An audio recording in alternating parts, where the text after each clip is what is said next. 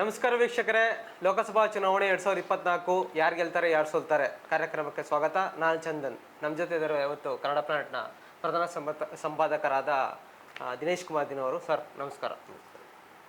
ಸದ್ಯಕ್ಕೆ ಸರ್, ಕೋಲಾರ ಲೋಕಸಭಾ ಕ್ಷೇತ್ರ ಮತ್ತು ಚಿಕ್ಕಬಳ್ಳಾಪುರ ಲೋಕಸಭಾ ಕ್ಷೇತ್ರನ ಇವತ್ತು ನಾವು ಏನಾಗುತ್ತೆ, ಯಾರು ಗೆಲ್ತಾರೆ ಯಾರು ಸೋಲ್ತಾರೆ ಅನ್ನೋದಕ್ಕೆ ಕ್ಷೇತ್ರವನ್ನು ಆಯ್ಕೆ ಮಾಡ್ಕೊಂಡಿದ್ದೀವಿ.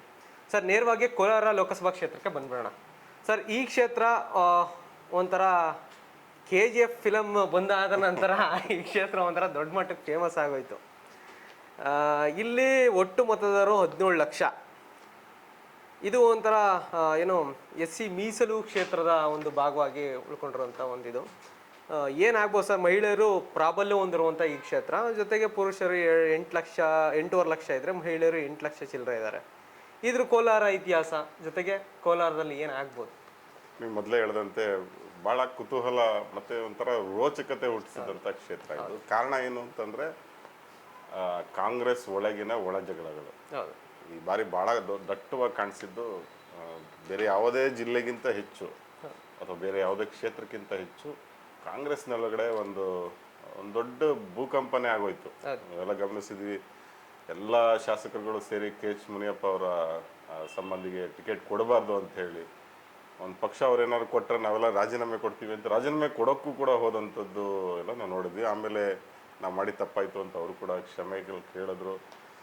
ಹೈಕಮಾಂಡ್ಗೆ ತುಂಬ ದೊಡ್ಡ ತಲೆನೋವಾಗಿದೆ ಈ ಕ್ಷೇತ್ರ. ಇದು ಯಾರಿಗೆ ಟಿಕೆಟ್ ಕೊಡಬೇಕು ಅನ್ನೋದು ಭಾಳ ಕನ್ಫ್ಯೂಷನ್ನು. ಅಲ್ಲಿ MLAಗಳೆಲ್ಲ ಏನು ಹೇಳ್ತಾ ಇದ್ರು, ಬಲಗೈ ಸಮುದಾಯದವ್ರಿಗೆ ಟಿಕೆಟ್ ಕೊಡಿ ಅಂತ ಅವ್ರದ್ದು ಬೇಡಿಕೆ ಇತ್ತು. ಅದು ಮುಖ್ಯವಾದ ಬೇಡಿಕೆ ಇದ್ದಿದ್ದು KH ಮುನಿಯಪ್ಪ ಅವ್ರಿಗೆ ಸಂಬಂಧಪಟ್ಟವ್ರು ಯಾರಿಗೂ ಟಿಕೆಟ್, ಅವ್ರ ಹಳ್ಳಿನ ಟಿಕೆಟ್ ಕೇಳ್ತಾ ಇದ್ರು, ಕೊಡಬಾರ್ದು ಅಂತ. KH ಮುನಿಯಪ್ಪ ಅವರು ಪಟ್ಟು ಹಿಡಿದಿದ್ರು, ನಮ್ಮ ಮನೆಯವ್ರಿಗೆ ಕೊಡಿ ಅನ್ನೋದು ಕೇಳ್ತಾ ಇದ್ರು ಅವರು. ಆದರೆ ಅಲ್ಲಿ ಅವ್ರು ಕನಿಷ್ಠ ಅದಾಗಲಿಲ್ಲ ಅಂದ್ರೆ ಎಡಗೈ ಸಮುದಾಯದವ್ರಿಗೂ ಕೊಡಿ ಅಂತ ಹೇಳಿ. ಸೊ ಹೈಕಮಾಂಡ್ಗೆ ಇಲ್ಲಿ ಏನು ಮಾಡಬೇಕು ಅನ್ನೋದು ಗೊತ್ತಾಗ್ದಲೇ ಭಾಳ ದಿವಸ ವೆಯ್ಟ್ ಮಾಡಿ ಕೊನೆಗೆ ಗೌತಮ್ ಅವ್ರನ್ನ ಇಲ್ಲಿಗೆ ಮಾಡಿದರು. ಗೌತಮ್ ಭಾಳ ಜನಕ್ಕೆ ಪರಿಚಯ ಇರಲಿಲ್ಲ ಕೋಲಾರ ಜಿಲ್ಲೆಗೆ. ಆರಂಭದಲ್ಲಿ ಸ್ವಲ್ಪ ಸಮಸ್ಯೆಗಳು ಕೂಡ ಆಯಿತು. ನಂತರ ಸ್ವಲ್ಪ ಕಾಂಗ್ರೆಸ್ನ ಏನದು ರಥ ಚಲಿಸೋದಕ್ಕೆ ಶುರುವಾಯಿತು. ಅದು ಕಾಣಿಸ್ತಾ. ಎಸ್ ಸರ್, ಮುಖ್ಯವಾಗಿ ಕ್ಷೇತ್ರಕ್ಕೆ ಬಂದ್ಬಿಡೋಣ ಸರ್. ಕಾಂಗ್ರೆಸ್ ಭದ್ರಕೋಟೆ ಆಗಿದಂಥ ಈ ಕೋಲಾರ ಕ್ಷೇತ್ರ ಕಳೆದ 75 ವರ್ಷಗಳಲ್ಲಿ ಬರೀ 2 ಬಾರಿ ಮಾತ್ರ ಬೇರೆ ಪಕ್ಷದವರು ಗೆದ್ದಿರುವಂಥದ್ದು. ಇನ್ನು ಮಿಕ್ಕಿದ ಎಲ್ಲ ಚುನಾವಣೆಯಲ್ಲೂ ಕೂಡ ಕಾಂಗ್ರೆಸ್ ಪ್ರಾಬಲ್ಯ ಹೊಂದಿರುವಂಥ ಕ್ಷೇತ್ರ ಇದು. ಪ್ರಸ್ತುತ ಚುನಾವಣೆಯಲ್ಲಿ ಕಾಂಗ್ರೆಸ್ JDS ನಡುವೆ ನೇರ ಹಣಾಹಣಿ ಆಗಿರೋದಂತೂ ಸತ್ಯ. ಯಾಕಂದರೆ ಮೈತ್ರಿಕೂಟದ ಅಭ್ಯರ್ಥಿ ಈ ಕಡೆ JDS ಲಾಂಛನದಿಂದ ನಿಲ್ತಿದ್ರೆ, ಈ ಕಡೆ ಕಾಂಗ್ರೆಸ್ ಲಾಂಛನದಿಂದ ನಿಲ್ತಿರುವಂಥದ್ದು ಇನ್ನೊಬ್ಬರು ಅಭ್ಯರ್ಥಿ. ಎರಡೇ ಪಕ್ಷಗಳು ಈಗ ಗುದ್ದಾಡಕ್ಕೆ ರೆಡಿ ಆಗಿರುವಂಥದ್ದು. ಕಾಂಗ್ರೆಸ್ ಧ್ರುವೀಕರಣದ ಕಾರಣದಿಂದ ಮುನಿಯಪ್ಪ ಅವರು, ನೀವು ಹೇಳ್ದಂಗೆ ಮುನಿಯಪ್ಪ ಅವರ ಫ್ಯಾಮಿಲಿಗೆ ಟಿಕೆಟ್ ಕೊಡಬಾರ್ದು ಅಂತೇಳಿ ರಮೇಶ್ ಕುಮಾರ್ ಸೈಡ್ ಒಂದು ಬಣ ನಿಂತ್ಕೊಂಡು ಬೇರೆ ಬೇರೆ ಕಡೆ ಚರ್ಚೆ ಆಗಿ ಕಡೆ ಫೈನಲ್ ಅಂತಾಗೆ ಈ ಜಗಳನೇ ಬೇಡಪ್ಪ ಅಂತೇಳಿ ಕಡೆಗೆ ಹೊಸ ಅಭ್ಯರ್ಥಿನ ತಗೊಬಂದು ಗೌತಮ್ ಅಂತ ಒಂದು ಅಭ್ಯರ್ಥಿನ ತಗೊಂಬಂದು ನಿಲ್ಸಿದ್ರು. BJPಯೊಂದಿಗೆ ಹೋರಾಡಿ ಕ್ಷೇತ್ರನ ಈ JDS ಅವರು ಬಿಗಿ ಮಾಡ್ಕೋತಾರ ಮತ್ತೆ ಈ ಕ್ಷೇತ್ರನ. ಯಾಕಂದ್ರೆ ಓವರಾಲ್ ಕ್ಷೇತ್ರದಲ್ಲಿ ನೋಡೋದಾದ್ರೆ ನಾವು JDS ತುಂಬಾ ಕ್ಷೇತ್ರಗಳಲ್ಲಿ ಗೆದ್ದಿದೆ. ಈಕ್ವಲ್ ಆಗಿದೆ. ಯಾವ ಕ್ಷೇತ್ರದಲ್ಲಿ? ಕೋಲಾರ ಕ್ಷೇತ್ರದಲ್ಲಿ 3 ಕ್ಷೇತ್ರದಲ್ಲಿ JDS ಇದೆ, 5 ಕ್ಷೇತ್ರದಲ್ಲಿ ಕಾಂಗ್ರೆಸ್ ಇದೆ. ಬಟ್ JDS ಪ್ರಾಬಲ್ಯ ಆ ಕ್ಷೇತ್ರಗಳಲ್ಲಿ ಜಾಸ್ತಿ, ಅಂದ್ರೆ ವೋಟ್ ಶೇರಿಂಗ್ ಜಾಸ್ತಿ ತಗೊಳ್ಳುವಂಥದ್ದು ಅನ್ನೋ ಥರದ್ದು ಮಾತುಕತೆ ಇರುವಂಥದ್ದು. ಈ ಕ್ಷೇತ್ರವನ್ನು ಉಳಿಸ್ಕೊಳ್ಬೋದಾ JDS, ಅಥವಾ ಕಾಂಗ್ರೆಸ್ ತೆಕ್ಕೆಗೆ ಮತ್ತೆ 75 ವರ್ಷದ ಗತವೈಭವ ಆಡಳಿತ ಮತ್ತೆ ನೆಲೆ ಊರಿಸ್ಬೋದು ಕೋಲಾರದಲ್ಲಿ? ನೋಡಿ, ಇಲ್ಲಿ ಯಾವ ಕ್ಷೇತ್ರದಲ್ಲಿ ಯಾವ MLA ಇದ್ದಾರೆ ಅನ್ನೋದು ಬಹಳ ಮುಖ್ಯ ಅಂತ ಆಗಲ್ಲ. ಯಾಕೆಂದ್ರೆ ಕಳೆದ ಬಾರಿ ನೀವು ನೋಡ್ಬೋದು, ಅಲ್ಲಿ ಗೆದ್ದಿದ್ದು BJP ಅಭ್ಯರ್ಥಿ ಮುನಿಸ್ವಾಮಿ ಅವರು ಸಡನ್ ಆಗಿ ಬಂದರು. ಅವರು ಬೆಂಗಳೂರಿನಲ್ಲೆಲ್ಲ ಮಹಾನಗರ ಪಾಲಿಕೆ ಸದಸ್ಯರಾಗಿದ್ದು ಅವ್ರನ್ನ ತಗೊಂಡೋಗಿ ಅಲ್ಲಿ ನಿಲ್ಲಿಸಿದ್ರು. KH ಮುನಿಯಪ್ಪ ಅವರ 7 ಸತತ ಅವಧಿಯ ಏನು ಗೆಲುವಿದ ನಂತರ ಒಂದು ರೀತಿಯಾದ ಆಂಟಿ ಇನ್ಕಂಬೆನ್ಸಿ ಶುರುವಾಗಿತ್ತು. ಅಲ್ಲಿ ಒಂದು ಆಡಳಿತ ವಿರೋಧಿ ಅಲೆ, ಇಲ್ಲ ಮುನಿಯಪ್ಪ ಅವ್ರು ಸಾಕು, ಮತ್ತು ಎಲ್ಲ MLAಗಳು ಅವ್ರಿಗೆ ತಿರುಗಿ ಬಿದ್ದಿದ್ರು. ಇನ್ಕ್ಲೂಡಿಂಗ್ ನೀವು ಹೇಳ್ದಂಗೆ ರಮೇಶ್ ಕುಮಾರ್ ಅಂತವ್ರಿಂದ ಕೊಡಿಸ್ತೆ. ಕಳೆದ 2019 ಚುನಾವಣೆ ಏನಾಯಿತು, ಕಾಂಗ್ರೆಸ್ MLAಗಳೇನೆ ಪಕ್ಷದ ವಿರುದ್ಧವಾಗಿ ಕೆಲಸ ಮಾಡಿದ್ದು ಕೂಡ ನಾವು ನೋಡಿದ್ದೀವಿ. ಸೊ ಹಾಗಾಗಿ ಅಲ್ಲಿ ಮುನಿಸ್ವಾಮಿ ಅವರು ಅಲ್ಲಿ ಗೆದ್ದರು. ಈ ಬಾರಿ ಏನಾಗಿದೆ, ನೀವು ಹೇಳ್ದಂಗೆ JDS ಮತ್ತು BJP ಮೈತ್ರಿಯಾಗಿ ಬಂದಿದೆ. ಮಲ್ಲೇಶ್ ಬಾಬು ಅವ್ರನ್ನ ಅಲ್ಲಿಗೆ ಕಣದಲ್ಲಿ ನಿಲ್ಲಿಸಿದ್ದಾರೆ. ಮತ್ತು ಮಲ್ಲೇಶ್ ಬಾಬು ಒಂದು ಲೆಕ್ಕದಲ್ಲಿ ಒಳ್ಳೆ ಅಭ್ಯರ್ಥಿನೇ ಅವ್ರು ಆಯ್ಕೆ ಮಾಡಿದ್ದಾರೆ. ಯಾಕೆ ಅಂತಂದರೆ ಬಂಗಾರಪೇಟೆಯಲ್ಲಿ ಅವರು 2 ಬಾರಿ ಸತತವಾಗಿ ಕಡಿಮೆ ಅಂತರದಲ್ಲಿ ಸೋಲ್ತಾ ಬಂದಿದ್ದಾರೆ ವಿಧಾನಸಭೆ ಚುನಾವಣೆಯಲ್ಲಿ ಬಂಗಾರಪೇಟೆಯಲ್ಲಿ. ಆಮೇಲೆ ಅವ್ರ ತಾಯಿ ಜಿಲ್ಲಾ ಪಂಚಾಯತ್ ಸದಸ್ಯರಾಗಿದ್ದರು ಮಂಗಮ್ಮ ಅಂತೇಳಿ, ಅವ್ರಿಗೂ ಕೂಡ ಅಲ್ಲಿ ಒಳ್ಳೆ ಹೆಸರಿದೆ. ಮತ್ತು ಅವ್ರ ಮಾವ ಮಂಜುನಾಥ್ ಪ್ರಸಾದ್ ಅವ್ರ ಸೋದರ ಮಾವ ಮಂಜುನಾಥ್ ಪ್ರಸಾದ್ ಬೆಂಗಳೂರು BBMP ಕಮಿಷನರ್ ಆಗಿದ್ದವರು. ಇದೆಲ್ಲ ಅವ್ರಿಗೆ ಒಂದು ಹಿನ್ನೆಲೆ ಇದೆ, ಒಂದು ಸಾಲಿಡ್ ಆದ ಹಿನ್ನೆಲೆ ಕೂಡ ಮಲ್ಲೇಶ್ ಬಾಬು ಅವ್ರಿಗೆ ಇದೆ. ಲೋಕಲ್ ಅನ್ನೋದು ಕೂಡ ಅವ್ರಿಗೆ ಒಂದು ಪ್ಲಸ್, ಅಂದರೆ ಇಲ್ಲಿಯವರೇ ಸ್ಥಳೀಯರು ನಮ್ಮ ಕ್ಷೇತ್ರಕ್ಕೆ ಸೇರಿದವರು ಅನ್ನೋದು. ಯಾಕಂದರೆ ಕಾಂಗ್ರೆಸ್ ಅವರು ಹೊರಗಡೆ ತಂದು ಹಾಕಿರೋದ್ರಿಂದ. ಸೊ ಆ ಲೆಕ್ಕದಲ್ಲಿ ನೋಡೋದಾದ್ರೆ ಅವ್ರಿಗೆ ಒಂದು ಸ್ವಲ್ಪ ಬಲ ಅವ್ರಿಗೆ ಇದೆ, ಪ್ಲಸ್ ಇದೆ. ಆದರೆ ನಾವು ಇಲ್ಲಿ ನಾನಾಗಲೇ ಹೇಳ್ದಂಗೆ ಕೋಲಾರದ ರಾಜಕಾರಣನೇ ವಿಚಿತ್ರ. ನೀವು ಅದು ಅಷ್ಟು ಸುಲಭವಾಗಿ ಅರ್ಥ ಮಾಡ್ಕೊಳಕ್ಕಾಗೋದೇ ಇಲ್ಲ. ಯಾವ ಪಾರ್ಟಿ ಅವನು ಎಲ್ಲಿರ್ತಾನೆ, ಯಾಕಿರ್ತಾನೆ, ಯಾರಿಗೆ ಸಪೋರ್ಟ್ ಮಾಡ್ತಿರ್ತಾನೆ ನಿಮ್ಗೆ ಅರ್ಥನೇ ಆಗಲ್ಲ ಅದು. ಸೊ ಆ ಥರದ್ದು ನಡ್ಕೊಂಡು ಬಂದ್ಬಿಟ್ಟಿದೆ. ಸ್ವತಃ KH ಮುನಿಯಪ್ಪ ಅವರೇ ಕಾಂಗ್ರೆಸ್ MLAಗಳನ್ನು ಸೋಲಿಸಿದ್ದು ಕೂಡ ಉಂಟು ಅವರು MP ಆಗಿದ್ದಂಥ ಸಂದರ್ಭದಲ್ಲಿ. ಅವೆಲ್ಲ ಆ ಸಿಟ್ಟೆಲ್ಲ ಕಳೆದ ಟಿಕೆಟ್ ಕೊಡುವಂಥ ವಿಷಯದಲ್ಲಿ ಅವೆಲ್ಲ ಸ್ಫೋಟ ಆಗಿದ್ದನ್ನು ನಾವು ನೋಡಿದ್ದೀವಿ.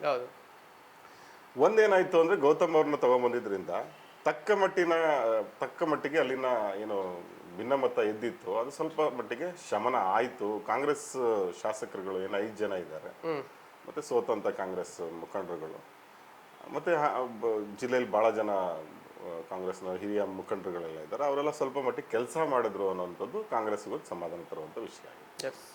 ಸರ್, ಈಗ ಒಂದು ಜಾತಿ ಒಂದು ನೋಡೋದಾದರೆ, ಒಂದು ಪ್ರಾಬಲ್ಯ ನೋಡೋದಾದರೆ, ಒಕ್ಕಲಿಗ ಸಮುದಾಯ ಇಲ್ಲಿ 2,80,000 ಇದ್ದರೆ ಕುರುಬ 7,70,000 ಅಂದರೆ ಈಕ್ವಲ್. ಕುರುಬ ಮತ್ತು ಒಕ್ಕಲಿಗ ಕಮ್ಯುನಿಟಿ ಇಲ್ಲಿ ಸಮವಾಗಿರ್ತಾರೆ.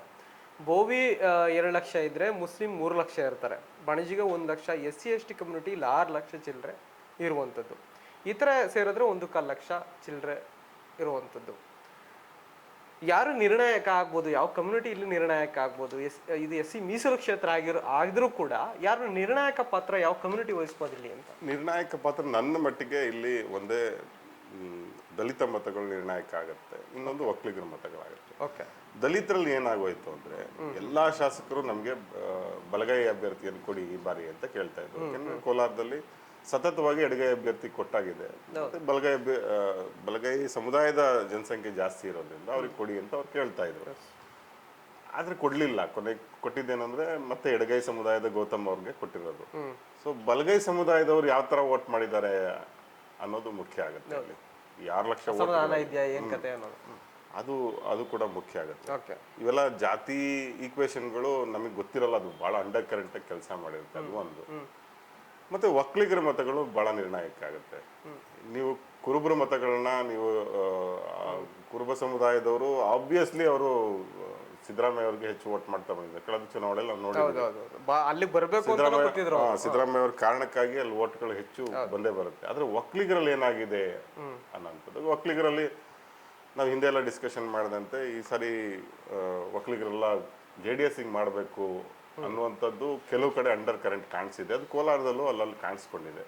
ಸೊ ಹಾಗಾಗಿ ಒಕ್ಕಲಿಗರು ಹೆಚ್ಚು ಯಾರ ಜೊತೆ ಹೋಗಿದ್ದಾರೆ ಅನ್ನೋದು ಬಹಳ ಮುಖ್ಯ ಆಗುತ್ತೆ. ಮುಸ್ಲಿಂ 3 ಲಕ್ಷ ಮುಸ್ಲಿಂ ಸಮುದಾಯದವರು ಕಳೆದ ಚುನಾವಣೆಯಲ್ಲಿ ಏನಾಗಿತ್ತು, ಅಲ್ಲಿ JDS ಕೂಡ ಸ್ಪರ್ಧೆ ಇತ್ತು. ಆಮೇಲೆ JDSಗೆ ಒಂದು 25% ವೋಟ್ ಆದ್ರೂ ಮುಸ್ಲಿಮ್ರದ್ದು ಬೀಳ್ತಾ ಇತ್ತು.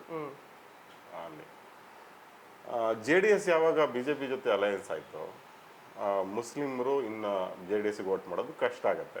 ಒಂದು. ಎರಡನೇದು, ಈ ಚುನಾವಣೆಯಲ್ಲಿ ಕೋಲಾರ ಅಂತ ಕ್ಷೇತ್ರ ಅಂತ ಮಾತ್ರ ಅಲ್ಲ, ದೇಶದ ಬಹಳ ಕಡೆ ಮುಸ್ಲಿಮರು ಬಹಳ ಜಾಗೃತಿಯಿಂದ ಮತ ಪ್ರಮಾಣವನ್ನು ಹೆಚ್ಚಿಗೆ ಮಾಡ್ಕೊಂಡಿದ್ದಾರೆ. ಅಂದ್ರೆ ವೋಟಿಂಗ್ ಕಳೆದ ಬಾರಿ ವೋಟ್ ಮಾಡ್ತಿದ್ದವ್ರನ್ನೆಲ್ಲ ಎಲ್ಲೆಲ್ಲಿದ್ದವ್ರನ್ನು ಕರೆಸಿ ವೋಟ್ ಮಾಡಿದ್ದಾರೆ. ಹಂಗಾಗಿ ಮುಸ್ಲಿಮರ ಮತಗಳಲ್ಲಿ ಕಾಂಗ್ರೆಸ್ಗೆ ಹೋಗುತ್ತೆ ಅನ್ನೋದ್ರಲ್ಲಿ ಯಾವುದೇ ಅನುಮಾನ ಇಲ್ಲ ಅಂತಾರೆ. ಆ ಥರ ಆಗುತ್ತೆ. ಬಹುತೇಕ ಯಾರು ಗೆಲುವಿನ ಒಂದು ಹೆಜ್ಜೆ ಮುಂದೆ ಇರ್ತಾರೆ ಇಬ್ಬರಲ್ಲಿ, ಗೌತಮ್ ಆರ್ ಮಲ್ಲೇಶ್ ಬಾಬು?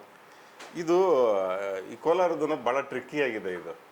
ಈಗ ನಾನು ನಿಮಗೆ ಯಾವ ಥರ ಹೇಳ್ಬೋದು ಅಂದರೆ, ಕೆಲವು ಫ್ಯಾಕ್ಟ್ರಿಗಳನ್ನ ಗಮನದಲ್ಲಿ ಇಟ್ಕೊಂಡ್ರೆ, ಫಾರ್ ಎಕ್ಸಾಂಪಲ್ ನಾನು ಗೃಹಲಕ್ಷ್ಮಿದು ಇಟ್ಕೊಳ್ಳೋಣ ಅಂತ ಒಂದು ಹೆಣ್ಮಕ್ಳು ಹೋಗಿ ಗಂಡಂದಿರಿಗೂ ಗೊತ್ತಿಲ್ದಂಗೆ ಅದಕ್ಕಿಂತ ಮುಂಚೆನೇ ಹೋಗಿ ವೋಟ್ ಮಾಡಿದ್ದು ಉಂಟು. ಯಾಕೆಂದ್ರೆ ನಮಗೆ ಈ ಸರ್ಕಾರ ಹೋಗಿ ಬೇರೆ ಯಾವುದೋ ಬಂದ್ಬಿಟ್ರೆ ಆ ಬರ್ತಾರೆ 2,000 ರೂಪಾಯಿ ನಿಂತೋಗುತ್ತಲ್ಲ ಅನ್ನುವಂಥ ಭಯ ಕೂಡ ಹೆಣ್ಮಕ್ಳಿಗೆ ಈ ಸಲ ಕಾಣಿಸಿದೆ ಕೋಲಾರದಲ್ಲಿ ವಿಶೇಷವಾಗಿ.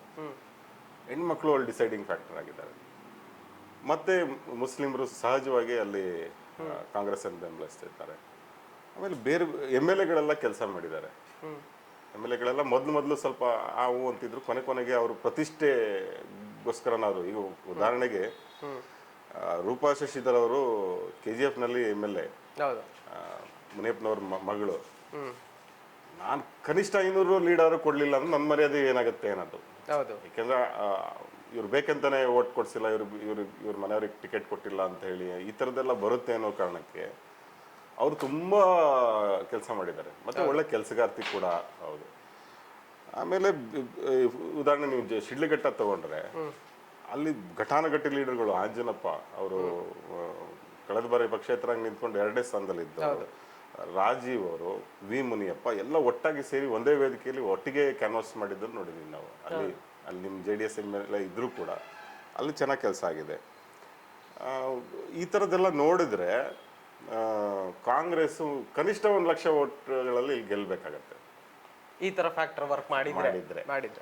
But at the same time ಇನ್ನು ಬೇರೆ ಇಶ್ಯೂಸ್ ನೋಡಿದ್ರೆ ಲೋಕಲ್ಲು ಹೊರಗಿನವರು ಅನ್ನೋಂಥ ಇಶ್ಯೂಸ್ ಆಗಿರ್ಬೋದು, ಒಕ್ಕಲಿಗರು ವೋಟರ್ ಕನ್ಸಾಲ್ಟೇಷನ್ ಇಶ್ಯೂಸ್ ಆಗಿರ್ಬೋದು, ಆಮೇಲೆ ನಾಯಕರುಗಳ ನಡುವೆ ಇರುವಂಥ ಪ್ರತಿಷ್ಠೆಗಳು, ಒಣ ಪ್ರತಿಷ್ಠೆ ಅಂತ ನಾವು ಕರಿಬೋದು. ಈಗ ಉದಾಹರಣೆಗೆ ನಿಮ್ಮ ಕಂಡ್ರೆ ನನಗಾಗಲ್ಲ, ನಿಮ್ಮ ಹತ್ರ 500 ಓಟ್ ಇದೆ, ಎಲೆಕ್ಷನ್ ಟೈಮಲ್ಲಿ ನಾನು ಹೋಗಿ ನಿಮ್ಮ ಹತ್ರ ಬೇಡಬೇಕಾಗತ್ತೆ. ಆದರೆ ಅವನ್ನೇನು ಕೇಳೋದು, ನಾನು ಗೆಲ್ತೀನಿ ಬಿಡು ಅನ್ನುವಂಥ, ಅಥವಾ ಹೋಗ್ಲಿ ಬಿಡು ಅನ್ನುವಂಥ ಈ ಒಣ ಪ್ರತಿಷ್ಠೆಗಳು ಲೀಡರ್ಗಳಲ್ಲಿದೆ. ಇವೆಲ್ಲ ಕಾಂಗ್ರೆಸ್ಸಿಗೆ ಉಲ್ಟಾಗುತ್ತಾ ಇದನ್ನೆಲ್ಲ ನೋಡ್ಬೇಕಾಗತ್ತೆ. ಬಟ್ ಅಂತ ಒಂದು ಹೆಜ್ಜೆ ಗೌತಮ್ ಅವರು ಇರ್ತಾರೆ ಅನ್ನೋದು ಒಂದು ಲೆಕ್ಕಾಚಾರ. ಗೌತಮ್ ಅವರೇ ಇಲ್ಲಿ ಅಂದ್ರೆ ಹೆಚ್ಚಿನ ಅಂತರದಲ್ಲೇ ಗೆಲ್ತಾರೆ ಅಂತ ನನಗೆ ಅನ್ಸುತ್ತೆ. ಹೆಚ್ಚಿನ ಅಂತರದಲ್ಲೇ ಗೆಲ್ಬೋದು. ಸುಧಾಕರ್ ಕೂಡ ಅದು ಇಲ್ಲಿ ನೋಡಿ, ಇದರಲ್ಲಿ ಚಿಕ್ಕಬಳ್ಳಾಪುರ ಕ್ಷೇತ್ರದ ಚಿಕ್ಕಬಳ್ಳಾಪುರ ಜಿಲ್ಲೆಯ 2 ಕ್ಷೇತ್ರಗಳು ಇಲ್ಲಿದ್ದಾವೆ, ಶಿಡ್ಲಘಟ್ಟ ಮತ್ತೆ ಸುಧಾಕರ್ ಮತ್ತೆ ಮುನಿಯಪ್ಪ ಇಬ್ಬರು ಮಿನಿಸ್ಟರ್ ಕೂಡ ಅಲ್ಲೇ ಅವರೇ. ಅವ್ರದ್ದು ಪ್ರತಿಷ್ಠೆ ಪ್ರಶ್ನೆ. ಅವರೊಂದು 15-20 ಸಾವಿರನಾರು ಅವ್ರು ಲೀಡ್ ಕೊಡ್ಲೇಬೇಕು, ಆ ಥರದ್ದಿದೆ. ಮತ್ತೆ ಶ್ರೀನಿವಾಸಪುರದಲ್ಲಿ ವೆಂಕಟಶಿವಾರೆಡ್ಡಿ JDS MLA ಆಗಿದ್ದಾರೆ, ಅವರು ಲೀಡ್ ಕೊಡೋಕೆ ಪ್ರಯತ್ನ ಪಡ್ತಾರೆ. ಮುಳಬಾಗ್ಲಲ್ಲಿ JDS ಸಮೃದ್ಧಿ ನಾಗರಾಜ್ ಮಂಜುನಾಥ್ ಅವರು ಆ 2 ಕ್ಷೇತ್ರಗಳಲ್ಲಿ JDS ಪ್ರಬಲ ಸ್ವಲ್ಪ ಇದೆ, ಆದ್ರೂ ಕೂಡ ಅಲ್ಲಿ ತುಂಬಾ ಆಕ್ಟಿವ್ ಆಗು ಇದ್ದಾರೆ. ನಾನು KGF ಅಲ್ಲಿ ಹೇಳ್ದಂಗೆ ರೂಪಾ ಶಶಿಧರ್ ಅವರು ಲೀಡ್ ಕೊಡ್ತಾರೆ ಅನ್ನುವಂಥ ವಿಶ್ವಾಸ ಅವರಿಗಿದೆ. ಬಂಗಾರಪೇಟೆಯಲ್ಲಿ ಅಭ್ಯರ್ಥಿ ಅಲ್ಲಿಯವರಾಗಿರೋದ್ರಿಂದ, ಯಾರು ಮಹೇಶ್ ಬಾಬು ಅವರು ಲೋಕಲ್ ಆಗಿರೋದ್ರಿಂದ ಅದು ಸ್ವಲ್ಪ ಅವ್ರಿಗೆ ಅನುಕೂಲ ಆಗ್ಬೋದು.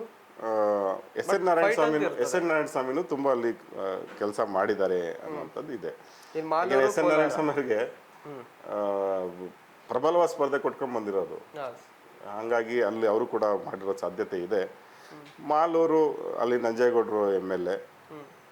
ಕೋಲಾರ ಗ್ರಾಮೀಣ ಭಾಗದಲ್ಲಿ ಸ್ವಲ್ಪ JDSಗೆ ಒಲವು ಕಾಣಿಸುತ್ತೆ ನಿಮಗೆ. ಆದ್ರೆ ಸಿಟಿಗೆ ಬರ್ತಿದ್ದಂಗೆನೆ ನಿಮ್ಮ ಸಿಟಿ ಬೂತ್ಗಳು ಓಟ್ ಬೂತ್ಗಳನ್ನ ತೆರೀತಿದ್ದಂಗೆನೆ ಅಲ್ಲಿ ಕಾಂಗ್ರೆಸ್, ಯಾಕೆಂದ್ರೆ ಅಲ್ಲಿ ಮುಸ್ಲಿಂ ಸಮುದಾಯ ಜಾಸ್ತಿ ಇರೋದು ಕೋಲಾರ ನಗರದಲ್ಲಿ. ಹೀಗಾಗಿ ಹೆಚ್ಚು ಕಡಿಮೆ ಇಲ್ಲಿ ಕಾಂಗ್ರೆಸ್ಗೆ ಅನುಕೂಲಕರವಾದ ಸನ್ನಿವೇಶ ಇದೆ. ಏನಾದರೂ ಮಲ್ಲೇಶ್ ಬಾಬು ಅವರು ಇಲ್ಲಿ ಏನಾದ್ರು ಗೆದ್ರೆ ಅದಕ್ಕೆ BJP JDS ಇನ್ನೊಂದು ಕಾರಣ ಆಗಿರಕ್ಕೆ ಸಾಧ್ಯ ಇಲ್ಲ, ಕಾಂಗ್ರೆಸ್ಸೇ ಕಾರಣ ಆಗಿತ್ತು ಅಷ್ಟೇ.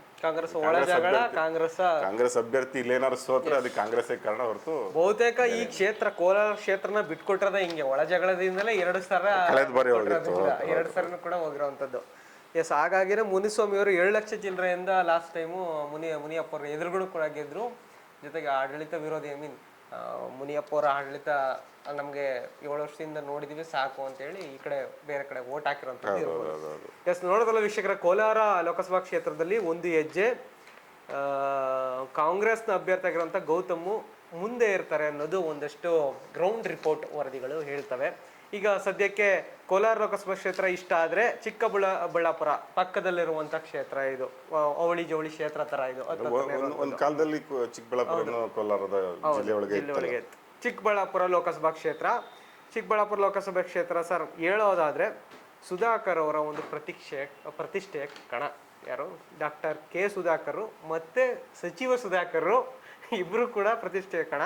ಮತ್ತು ರಾಮಯ್ಯ ಅಂಡ್ ದೊಡ್ಡ ಕುಟುಂಬ ಏನಿದೆ ಅವರ ಒಂದು ಪ್ರತಿಷ್ಠೆ ಕೂಡ ಇಲ್ಲಿ ಈಗ ಇನ್ಕ್ಲೂಡ್ ಆಗಿದೆ. ಬೆಂಗಳೂರಿಂದ ಒಳಗಡೆಯಿಂದ ಹೋಗಿರುವಂಥವ್ರು ಅಂತ ಒಂದು ಮಾತು ಇರ್ಬೋದು.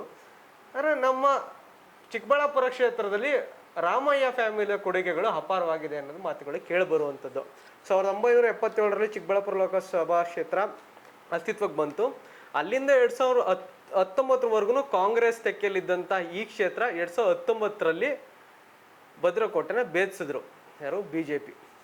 ಅಲ್ಲಿಂದ ಪ್ರಧಾನಿ ಮೋದಿ ಅಲೆ ಮತ್ತೊಂದು ಅಲೆಯಲ್ಲಿ ಇಲ್ಲಿವರೆಗೂ ಎಳ್ಕೊಂಡು ಬಂದಿದೆ. 5 ವರ್ಷ ಆಡಳಿತ ಮಾಡ್ಕೊಂಡು ಬಂದ್ಬಿಟ್ರು. ಈಗ ಮತ್ತೆ ಚುನಾವಣೆ ಬಂದಿದೆ. ಏನಾಗ್ಬೋದು ಈ ಕ್ಷೇತ್ರ? ನಾವು ಸುಮಾರು ಕ್ಷೇತ್ರಗಳೆಲ್ಲ ಬಹುತೇಕ ಎಲ್ಲ ಕ್ಷೇತ್ರಗಳು ಮಾಡಿದ್ದೀವಿ. ಇಂಥದೇ ಅಭ್ಯರ್ಥಿ ಗೆದ್ದೇ ಗೆಲ್ತಾರೆ ಅಂತ ತುಂಬಾ ಖಚಿತವಾಗಿ ಹೇಳಕ್ ಸಾಧ್ಯ ಆಗಿರೋ ಕೆಲವೇ ಕ್ಷೇತ್ರಗಳು. ಅದರಲ್ಲಿ ಒಂದು ಚಿಕ್ಕಬಳ್ಳಾಪುರ. ಇದರಲ್ಲಿ ನೀವು ಬೇಕಾದ್ರೆ ಬರೆದಿಟ್ಕೊಳ್ಳಿ, ಇಲ್ಲಿ 100% ರಾಮಯ್ಯ ಗೆಲ್ತಾರೆ. ಯಾಕೆಂದ್ರೆ ಬಹಳ ಕಾರಣಗಳಿದಾವೆ ಅಂತ, ಸುಮ್ಮನೆ ಅದನ್ನ ವೇಗಾಗಿ ಹೇಳ್ತಾ ಇಲ್ಲ. ಚಿಕ್ಕಬಳ್ಳಾಪುರ ಲೋಕಸಭಾ ಕ್ಷೇತ್ರಕ್ಕೆ ಅವರು ವಿಧಾನಸಭೆಯಲ್ಲಿ ಸೋತಾಗ ಸುಧಾಕರ್ ಅವರು ಊಹೆನೆ ಮಾಡಿರ್ಲಿಲ್ಲ. ಸುಧಾಕರ್ ಅವರು ಊಹೆನೆ ಮಾಡಿರಲಿಲ್ಲ. ಯಾಕೆ ಅಂತಂದ್ರೆ ಅವರು ತುಂಬಾ ಲೈಟ್ ಆಗಿ ತಗೊಂಡಿದ್ರು, ಮತ್ತೆ ತುಂಬಾ ಖರ್ಚು ಮಾಡಿದ್ರು. ಪ್ರತಿ ಏರಿಯಾಗೂ ಫಿಲಂ ಸ್ಟಾರ್ಗಳು ಪ್ರಚಾರ ಮಾಡಿದ್ರು. ಸಿನಿಮಾ ತಾರೆಗಳು ಕರ್ಸೋದಕ್ಕೆ ಮುಂಚೆ ಅವರು ಚಿಕ್ಕಬಳ್ಳಾಪುರದಲ್ಲಿ ಒಂದು ದೊಡ್ಡ ಇವೆಂಟ್ ಮಾಡಿದ್ರು. ತೆಲುಗು ಸ್ಟಾರ್ಸ್ ಕರ್ಸಿ ಇಡೀ ದಿವಸ ಎಲ್ಲ ಮಾಡಿದ್ರು. ಅವ್ರಿಗೆ ಅದೆಲ್ಲ ಗೆದ್ಬಿಡ್ತೀನಿ ಅನ್ನೋದು ಉತ್ಸವ ಆ ಥರದ್ದೇನೋ ಮಾಡಿದ್ರು. ಆದ್ರೆ ಒಳಗಡೆ ಏನಾಗಿತ್ತು, ಮನುಷ್ಯ ನೋಡೋದಕ್ಕೆ ತುಂಬಾ ಚೆನ್ನಾಗಿ ಕಾಣ್ತಾ ಇರ್ತಾನೆ, ಒಳಗಡೆ ಯಾವ್ದೋ ಕಾಯಿಲೆ ಅವನು ತಿಂತಾ ಇರುತ್ತೆ, ಗೊತ್ತಾಗಲ್ಲ ಅದು. ಅದೇ ತರ ಅವ್ರಿಗೆ ಆಗಿದ್ದವ್ರಿಗೆ ಅವರು ಏನೋ ಭ್ರಮೇಲಿದ್ರು. ಬಟ್ ಕ್ಷೇತ್ರದ ಒಳಗಡೆ ಅವ್ರ ವಿರುದ್ಧ ಒಂದು ಅಂದ್ರೆ ಲೀಡರ್ಗಳನ್ನ ಮಾತ್ರ ಅವ್ರ ಹತ್ರ ಇಟ್ಕೊತಾ ಇದ್ರು ಅಂತ. ಲಾಸ್ಟ್ ಟೈಮ್ ನಾವು ಕೇಳಿದಾಗ ಹಂಗೆ ಇತ್ತು, ಎಲ್ಲರೂ ಸುಧಾಕರ್ ಅಂತ ಹೇಳಿದ್ರು, ಅವರೇ ಗೆಲ್ತಾರೆ ಅಂತ. ಅಲ್ಲಿ ಮುಸ್ಲಿಂ ಸಮುದಾಯದವರು ಅದನ್ನೇ ಹೇಳ್ತಾ ಇದ್ರು, ಅವರೇ ಗೆಲ್ಲದ್ರಿ. ಆದ್ರೆ ಹಂಗಾಗ್ಲಿಲ್ಲ. ಪ್ರದೀಪ್ ಈಶ್ವರ್ ಅಂತ ಒಬ್ಬ ಟ್ಯಾಲೆಂಟೆಡ್ ಫೆಲೋ ಅಂತ ಹೇಳ್ಬೋದು, ಒಬ್ಬ ಅಪರಿಚಿತ ತರ ಬಂದಿದ್ದವರು, ಒಂದು ಕ್ಷೇತ್ರದವರೇ ಆದ್ರೂ ಕೂಡ ಬೇರೆಯವ್ರಿಗೆ ಯಾರಿಗೂ ಗೊತ್ತಿರಲಿಲ್ಲ ಈ ತರ ಒಂದು ಕ್ಯಾಂಡಿಡೇಟ್ ಇದೆ ಅಂತ. ಬಂದು ನಿಂತ್ಕೊಂಡು ಅವೆಂಜರ್ ಬಂದಂಗೆ ಹೊಡ್ಕೊಂಡೋದ್ರು. ಈ ಸರ್ತಿ ಏನಾಯ್ತು, ಮತ್ತೆ ಅವ್ರಿಗೆ ಟಿಕೆಟ್ ಕೊಟ್ಟಿದಾರಲ್ಲ ಇದಕ್ಕೆ. ಅವ್ರಿಗೆ ದೊಡ್ಡ ಸವಾಲು ಇದು ಬಂದಿದ್ದು ಯಲಹಂಕದಿಂದ. ಯಾಕಂದ್ರೆ ಯಲಹಂಕ ಬಿಜೆಪಿ MLA ಇರುವಂತ ಕ್ಷೇತ್ರ, ಬಿಜೆಪಿಗೆ ಅತಿ ಹೆಚ್ಚು ಲೀಡ್ ಕೊಡುವಂತ ಕ್ಷೇತ್ರ. ಅಲ್ಲಿ ವಿಶ್ವನಾಥ್ ಅವರು ಅವರ ಮಗನಿಗೆ ಟಿಕೆಟ್ ಕೇಳ್ತಾ ಇದ್ದಾರೆ. ಬಿಜೆಪಿ ಹೈಕಮಾಂಡ್ ಇಲ್ಲ ಕೊಡಲ್ಲ ಅಂತ ಮುನಿಸ್ಕೊಂಡ್ರು ಅವರು. ಇವರು ಸುಧಾಕರ್ ಹೋಗಿ ಅಲ್ಲಿ ಕೇಳ್ಕೊಂಡ್ರು, ಬನ್ನಿ ಕ್ಯಾನ್ವಸ್ಗೆ ಅಂತ. ಆಗ್ಲಿಲ್ಲ. ಆಮೇಲೆ ವಿಚಿತ್ರ ಅಂದ್ರೆ ನಿಮ್ಮ ಯಲಹಂಕ ಮತ್ತೆ ದೊಡ್ಡಬಳ್ಳಾಪುರ ಏನಿದಾವೆ ಆ ಸುತ್ತಮುತ್ತ ಜಾಗಗಳಲ್ಲೇನೆ ಇವ್ರಿಗೆ ಸಂಬಂಧಪಟ್ಟಂತ ದುಡ್ಡುಗಳು ಸೀಸ್ ಆಗ್ಬಿಟ್ಟು IT ರೈಡ್ಗಳಾಗಿ 4 ಕೋಟಿ 1 ಕೋಟಿ ಇಲ್ಲ. ಇದರಲ್ಲಿ ಏನೋ ನಿಮ್ಗೆ ಆ ಭಾಗದಲ್ಲೇ ಜಾಸ್ತಿ ಸಿಕ್ತು ಅಂತಂದ್ರೆ ಅರ್ಥ ಮಾಡ್ಕೋಬೇಕು ನೀವು. ಅಂದ್ರೆ ವಿಶ್ವನಾಥ್ ಅವರು ಅಲ್ಲಿ ಪಣ ತೊಟ್ಟಿದ್ದಾರೆ. ಯಾಕಂದ್ರೆ ನನಗೆ ಸಿಗ್ದಲ್ಲಿದ್ದು ಯಾಕೆ ಬೇಕು ಅಂತ, ನಂಗೆ ಸಿಕ್ತಾರಕ್ಕೆ ಯಾಕೋ ಸಿಗ್ಬಾರ್ದು ಅನ್ನೋ ಒಂದು ಕಾನ್ಸೆಪ್ಟ್. ಹಣ ಸಿಕ್ಕಿದ್ರೆ ಹಿಂದೆನಲ್ಲೂ ಕೂಡ ಇವ್ರ ಕೈವಾಡ ಇತ್ತು ಅಂತ ಹೇಳಿ ಎಲ್ಲ ಮಾತಿದೆ. ಆತರ ನೀವು ಎಲ್ಲ ಒಂದೊಂದು ಕ್ಷೇತ್ರಕ್ಕೆ ತಗೊಂಡ್ ಹೋಗ್ತಾ ಬಂದ್ರು ಕೂಡ ಎಲ್ಲ ಕಡೆ ಅವ್ರಿಗೆ ನಕಾರಾತ್ಮಕವಾದ ಅಂಶಗಳೇ ಕಾಣಿಸುತ್ತೆ.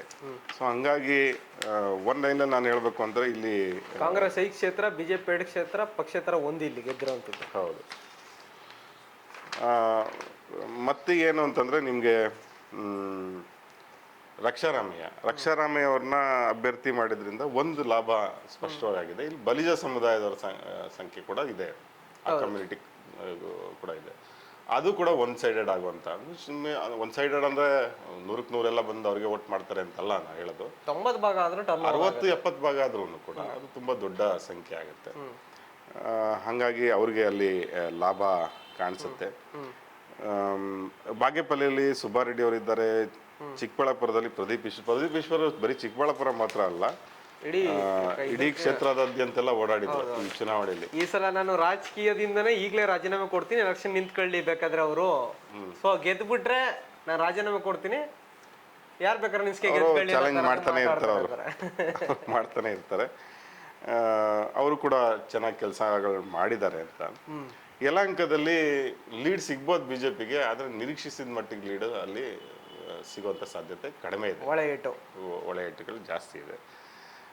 ಹೊಸಕೋಟೆಯಲ್ಲಿ ಶರತ್ ಬಚ್ಚೇಗೌಡರು, ಗೊತ್ತು ನಿಮ್ಗೆ ಹೊಸಕೋಟೆ ಬಚ್ಚೇಗೌಡರು ಅಲ್ಲಿ ಇದ್ದಾರೆ. ಅಲ್ಲಿ ಜಿದ್ದಿ ಇದ್ದೇ ಇರುತ್ತೆ. ಆಬ್ವಿಯಸ್ಲಿ ಅಲ್ಲಿ ಅವರು MLA ಆಗಿರೋದ್ರಿಂದ ಅವ್ರದ್ದು ಒಂದು ಕೈ ಮೇಲಾಗುವಂತ ಸಾಧ್ಯತೆ ಕಾಣಿಸುತ್ತೆ. ದೇವನಹಳ್ಳಿಯಲ್ಲಿ ಕೂಡ KH ಮುನಿಯಪ್ಪ ಅಲ್ಲಿ ಗೆದ್ದಿರೋಂಥದ್ದು. JDS ಪ್ರಾಬಲ್ಯ ಇತ್ತು, ಬಟ್ KH ಮುನಿಯಪ್ಪ ಮಿನಿಸ್ಟರ್ ಆದ್ಮೇಲೆ ಸ್ವಲ್ಪ ಜವಾಬ್ದಾರಿ ಜಾಸ್ತಿ ಆಗಿದೆ. ಮತ್ತೆ ಒಳ ಸಮಸ್ಯೆ ಇದ್ರೂ ಕೂಡ ಪ್ರತಿಷ್ಠೆ ಇಲ್ಲ, ಮಾಡ್ಲೇಬೇಕು, ಕೋಲಾರಕ್ಕೂ ಇದಕ್ಕೂ ಸಂಬಂಧ ಇಲ್ಲ, ಚಿಕ್ಕಬಳ್ಳಾಪುರ ಕೊಡ್ಲೇಬೇಕು ಸರ್ ಲೀಡ್ ಅನ್ನೋ ತರದ ಮನಸ್ಥಿತಿ ಬಂದೇ ಬರುತ್ತೆ. ಹೌದೌದು. ಒಂಥರ ಇದು ಚಿಕ್ಕಬಳ್ಳಾಪುರ ಕ್ಷೇತ್ರ ಅಂತಾರೆ ಏನಂದ್ರೆ ಬೆಂಗಳೂರು ಗ್ರಾಮಾಂತರದ್ದು ಕ್ಷೇತ್ರಗಳೆಲ್ಲ ಸೇರ್ಕೊಂಡು ಎಲ್ಲ ಒಂಥರ ಮಿಕ್ಸ್ಡ್ ಆಗಿದೆ. ಇಲ್ಲಿ ಕುಮಾರಸ್ವಾಮಿ ಚುನಾವಣೆಗೆ ಬಂದು ನಿಂತಿದ್ದು ನೀವು ಗಮನಿಸಿರ್ಬೇಕು. ಕಳೆದ ಚುನಾವಣೆಯಲ್ಲಿ ಬಚ್ಚೇಗೌಡರು ಅವ್ರು ಇಲ್ಲಿ ಗೆದ್ದು MP ಆದ್ರು. ಬಚ್ಚೇಗೌಡರು ನಿಧಾನವಾಗಿ BJPಯಿಂದ ದೂರನೇ ಆಗಿ ಹೋದ್ರು. ಅವ್ರ ಮಗ ಪಕ್ಷೇತರಾಗಿ ನಿಂತ್ಕೊಂಡು ಆಮೇಲೆ ಕಾಂಗ್ರೆಸ್ಸಿಗೆ ಸೇರ್ಕೊಂಡ್ರು. ಸೊ ಹಾಗಾಗಿ ಬಚ್ಚೇಗೌಡರು ಪ್ರಾಬಲ್ಯ ಕೂಡ ಇಲ್ಲಿದೆ. ಅದು ಕೂಡ ರಕ್ಷಾರಾಮಯ್ಯ ಅವರಿಗೆ ಸಹಾಯ ಆಗುತ್ತೆ ಅಂತ ಅನ್ಸುತ್ತೆ. ಇದೆಲ್ಲ ನೋಡಿದಾಗ ನನಗೆ ಚಿಕ್ಕಬಳ್ಳಾಪುರದಲ್ಲಿ ಈ ಬಾರಿ ಹೆಚ್ಚು ಕಡಿಮೆ ಅಲ್ಲಿ ರಕ್ಷಾರಾಮಯ್ಯ ಗೆಲ್ಲುವಂಥ ಸಾಧ್ಯತೆ ಹೆಚ್ಚು ಕಾಣಿಸ್ತದೆ. ರಕ್ಷಾರಾಮಯ್ಯ ಗೆಲ್ಲೋ ಸಾಧ್ಯತೆ ಜಾಸ್ತಿ ಇದೆ. ಇಲ್ಲಿ ಮಹಿಳೆಯರ ಪ್ರಾಬಲ್ಯ ಕೂಡ ಜಾಸ್ತಿ ಇದೆ. ಪುರುಷರು ಕೂಡ ಅಷ್ಟೇ ಇದ್ರೂ ಕೂಡ ಮಹಿಳೆಯರು ಒಂದು 20-30 ಸಾವಿರ ಜಾಸ್ತಿನೇ ವೋಟಿಂಗ್ ಇರೋವಂಥದ್ದು. ಜೊತೆಗೆ ಈ ಕಡೆ ಒಕ್ಕಲಿಗ ಸಮುದಾಯದಲ್ಲಿ ನಿಂತಿರುವಂತಹ ಸುಧಾಕರ್ ಅವರು 7 ಲಕ್ಷ ಚಿಲ್ಲರೆ ವೋಟರ್ಸ್ ಇದ್ರೆ, ಬಲಿಜಿಗ ಸಮುದಾಯ ಯಾರು ರಕ್ಷಾರಾಮಯ್ಯ ಅವರು 2-2.5 ಲಕ್ಷ ಏನು ಬಲಿಜ ಸಮುದಾಯದ ವೋಟ್ ಇದೆ. ಇದೆರಡಕ್ಕೂ ಕಂಪೇರ್ ಮಾಡಿದ್ರೆ ದಲಿತ ಮತ್ತು ಮುಸ್ಲಿಂ ಕಮ್ಯುನಿಟಿ ಎರಡು ಸೇರಿದ್ರೆ 9 ಲಕ್ಷ ವೋಟ್ಗಳು ಇಲ್ಲೇ ಇದಾಗ್ಬಿಡುತ್ತೆ.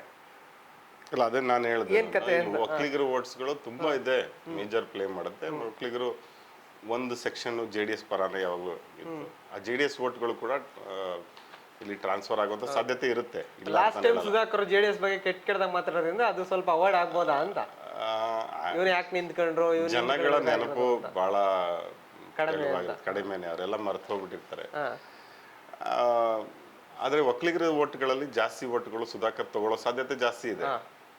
ಆದ್ರೆ ಕನ್ಸಾಲಿಡೇಟ್ ಆಗಿ ಪೂರ್ತಿಯಾಗಿ ಒಂದ್ ಸೈಡ್ ಆಗುತ್ತೆ ಅಂತ ಅಂದ್ಕೊಳಕ್ ಆಗಲ್ಲ. ಯಾಕೆಂದ್ರೆ 70% ಬರೋದು ಡೌಟ್ ಅಂತೀರ, ಆಗೋದು ಕಷ್ಟ ಇದೆ. ಮತ್ತೆ MR ಸೀತಾರಾಮ್ ಅವರು ಮಾಜಿ ಸಚಿವರು, ಅಂದ್ರೆ ಇವ್ರ ತಂದೆ ರಕ್ಷಾರಾಮಯ್ಯ ಅವ್ರ ತಂದೆ ಅಲ್ಲೇ ಟಿಕಾಣಿ ಓಡಿ ಮಗನನ್ನ ಗೆಲ್ಲಿಸ್ಕೊಳ್ಳೇಬೇಕು ಅಂತೇಳಿ ಶ್ರಮವಹಿಸಿ ಕೆಲಸ ಮಾಡಿದ್ದಾರೆ. ಸೊ ಇದೆಲ್ಲ ಕೂಡ ಅವ್ರಿಗೆ ಫ್ಯಾಕ್ಟರ್ ವರ್ಕ್ ಆಗುತ್ತೆ ಅನ್ಸುತ್ತೆ. ಮತ್ತೆ ದುಡ್ಡಿಂದು ಹೊಳೆನೂ ಕೂಡ ಹರಿದಿದೆ ಇಲ್ಲಿ, ಎರಡು ಕಡೆಯಿಂದನೂ ಹರಿದಿದೆ, ಅದರಲ್ಲೇನು ಅನುಮಾನ ಇಲ್ಲ. ಹಾಗಾದ್ರೆ ಚಿಕ್ಕಬಳ್ಳಾಪುರ ಲೋಕಸಭಾ ಇನ್ನೊಂದು ಒಂದೇ ಒಂದು ಮಾತು ಹೇಳ್ಬೇಕು. ಯಾವ ಕೋಲಾರದಲ್ಲಿ ಒಳ ಜಗಳ ಅದು ಇದು ಎಲ್ಲ ಪಕ್ಕದ್ದು ನಾವೇನೇನು ಹೇಳೋದಿಲ್ಲ, ಇಲ್ಲಿ ಅದೇ ಈ ಚಿಕ್ಕಬಳ್ಳಾಪುರಕ್ಕೆ ಬಂದ್ರೆ ಒಂದು ಐಕ್ಯ ಹೋರಾಟ ಮಾಡಿದ್ದಾರೆ ಕಾಂಗ್ರೆಸ್ನವರು, ಅದು ಸ್ಪಷ್ಟವಾಗಿ ಕಾಣಿಸುತ್ತೆ. ಇಲ್ಲಿ ಯಾವುದೇ ರೀತಿಯ ಒಳ ಜಗಳ ಒಳ ಏಟು ಅದು ಕಾಣಿಸಿಲ್ಲ, ಅದು ಕೂಡ ಪ್ಲಸ್ ಪಾಯಿಂಟ್. ಇಲ್ಲಿ ಆಪೋಸಿಟ್ ಆಗಲ್ಲ ಆಗ್ಬಿಟ್ಟಿದೆ. ಇಲ್ಲಿ ಕಾಂಗ್ರೆಸ್ ಅಲ್ಲಿ ಆಗಿರೋದು ಕೋಲಾರದಲ್ಲಿ, ಇಲ್ಲಿ ಆಪೋಸಿಟ್ BJP ಆಗ್ಬಿಟ್ಟಿದೆ ಒಳಗಡೆ, ಆತರ ಆಗಿದೆ. ಎಸ್, ಚಿಕ್ಕಬಳ್ಳಾಪುರ ಲೋಕಸಭಾ ಕ್ಷೇತ್ರ ಅಂದ್ರೆ ಒಂದು ಕ್ಲೀನ್ ಸ್ವೀಪ್ ಕ್ಷೇತ್ರ ಆದಂಗೆ ಆಗಿದೆ ಈಗ ಸದ್ಯಕ್ಕೆ. ಆರಾಮಾಗಿ ಗೆದ್ಕೊಂಬರುವಂಥದ್ದು. ಎರಡೂ ಕಡೆ ಹಣದ ಹೊಳೆ, ರಾಜಕೀಯದ ಜಂಜಾಟ ಮತ್ತೆ ಐಕ್ಯ ಹೋರಾಟಗಳ ನಡುವೆ ಈ ಕ್ಷೇತ್ರ ಒಳಗಾಗಿರೋದ್ರಿಂದ ಡಾಕ್ಟರ್ ಸುಧಾಕರ್ ಅವರು ಮತ್ತೆ ಹಿನ್ನಡೆ ಅನುಭವಿಸ್ತಾರೆ, ಮತ್ತೆ ಅವರಿಗೆ ಸೋಲಾಗುವ ಎಲ್ಲ ಲಕ್ಷಣಗಳು ಕಾಣ್ತಿದೆ ಅನ್ನೋದು ಒಂದು ಗ್ರೌಂಡ್ ರಿಪೋರ್ಟ ವರದಿಯಾಗಿತ್ತು. ಈ ಕಡೆ ಕೋಲಾರದಲ್ಲಿ ಒಂದು ಹೆಜ್ಜೆ ಕಾಂಗ್ರೆಸ್ ಮುಂದೆ ಇದ್ರೆ, ಚಿಕ್ಕಬಳ್ಳಾಪುರದಲ್ಲಿ ಇಟ್ಸ್ ಕ್ಲಿಯರ್ ರಕ್ಷಾರಾಮಯ್ಯ ಗೆಲ್ಲುತ್ತಾರೆ ಅನ್ನೋದೊಂದು ಗ್ರೌಂಡ್ ರಿಪೋರ್ಟ್ ಆಗಿತ್ತು. ನೋಡೋದಲ್ಲ ವೀಕ್ಷಕರೇ, ಇದಿಷ್ಟು ಕೋಲಾರ ಲೋಕಸಭಾ ಕ್ಷೇತ್ರ ಮತ್ತು ಚಿಕ್ಕಬಳ್ಳಾಪುರ ಲೋಕಸಭಾ ಕ್ಷೇತ್ರದ ಒಂದಷ್ಟು ಸಮಗ್ರ ವಿವರ ಆಗಿತ್ತು. ಮತ್ತೊಂದಷ್ಟು ಕ್ಷೇತ್ರದ ವಿವರಗಳೊಂದಿಗೆ ನಿಮ್ಮ ಮುಂದೆ ಬರ್ತೀವಿ. ಸದಾ ನೋಡ್ತೀರಿ ಕನ್ನಡ ಪ್ಲಾನೆಟ್. ಧನ್ಯವಾದಗಳು.